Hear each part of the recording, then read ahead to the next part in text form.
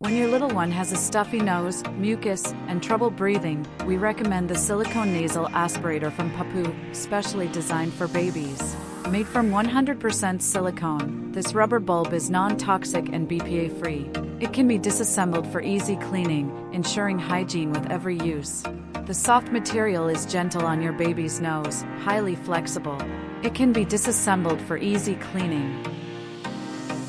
Easy to use, just squeeze the rubber bulb, gently insert the nozzle into your baby's nostril, then slowly release. The mucus will be suctioned into the silicone bulb. Repeat until your baby's nose feels clear and comfortable. Caution: this product is not a toy. Keep all components out of reach of children. Avoid using it immediately after a baby has fed to prevent choking or vomiting. It should be used no more than 3 to 4 times a day, with at least 2 to 3 hours between each use. Packed with features that care for every detail to ensure your baby's safety.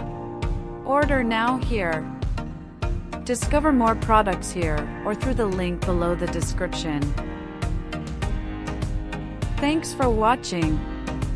Don't forget to like and subscribe so you won't miss our new content.